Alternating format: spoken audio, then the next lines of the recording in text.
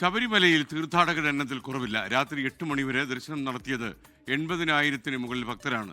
ഉച്ചഭക്ഷണമായി സന്നിധാനത്ത് കേരള സദ്യ വിളമ്പുന്നതിൽ ഉടൻ ഒരു അവലോകന യോഗം ചേരുമെന്ന് Thiruvithamkoor Devaswom board president K Jayakumar പറയുന്നു. ആദ്യം നമുക്ക് അദ്ദേഹത്തിന്റെ പ്രതികരണം ഒന്ന് കേൾക്കാം. ഒരുപാട് ബുദ്ധിമുട്ടുകളുണ്ട്.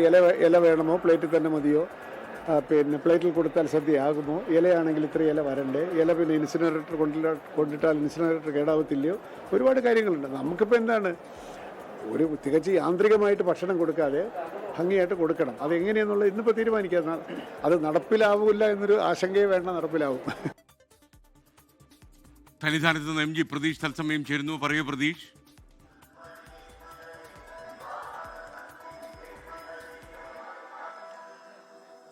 എസ് കെ എൻ സൂചിപ്പിച്ചതുപോലെ തന്നെ ശബരിമലയിൽ തീർത്ഥാടകരുടെ എണ്ണത്തിൽ കുറവില്ല. ഓരോ ദിവസവും 10,000-കണക്കിന് തീർത്ഥാടകരാണ് ശബരിമല സന്നിധാനത്തേക്ക് എത്തുന്നത്. ഇന്ന് 8 മണി വരെ 80,000-ന് മുകളിൽ തീർത്ഥാടകർ ദർശനം നടത്തി എന്നതാണ് പോലീസിന്റെ ഔദ്യോഗിക കണക്ക്. കൃത്യമായ നിയന്ത്രണങ്ങളോടെയാണ് തീർത്ഥാടകരെ പമ്പയിൽ നിന്ന് സന്നിധാനത്തേക്ക് കടത്തിവിടുന്നത്. വൈകിട്ടോടുകൂടി തന്നെ Thiruvithamkoor Devaswom board president K Jayakumar സന്നിധാനത്ത് എത്തിയിട്ടുണ്ട്. ഇന്ന് ഉച്ചയ്ക്ക് അദ്ദേഹത്തിന്റെ അധ്യക്ഷതയിൽ എരുമേലിയിൽ യോഗം ചേർന്നിരുന്നു. എരുമേലിയിൽ ആവശ്യമായ അടിസ്ഥാന സൗകര്യങ്ങൾ ഒരുക്കുന്നതിലടക്കം തീരുമാനം എടുത്തിട്ടുണ്ട്.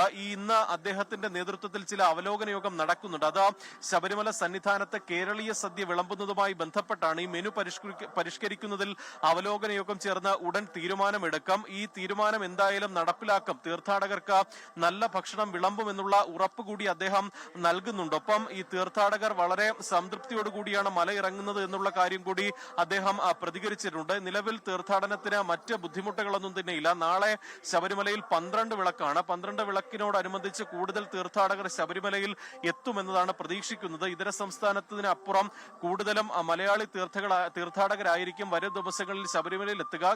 കൂടുതൽ തീർത്ഥാടകർ എത്തിയാലും അവർക്ക് വേണ്ടിയിട്ടുള്ള എല്ലാ ക്രമീകരണങ്ങളും ഒരുക്കിയിട്ടുണ്ടെന്നാണ് ദേവസ്വം ബോർഡും പോലീസും അറിയിച്ചിട്ടുള്ളത്. ലോകത്തെവിടെയായാലും ഏത് സമയത്തും 24 വാർത്തകളും ഓഗ്മെന്റഡ് റിയാലിറ്റി പാക്കേജുകളും എക്സ്പ്ലെയിനറുകളും വിശദമായി കാണാൻ ഞങ്ങളുടെ യൂട്യൂബ് ചാനൽ നിങ്ങൾക്ക് സബ്സ്ക്രൈബ് ചെയ്യാം.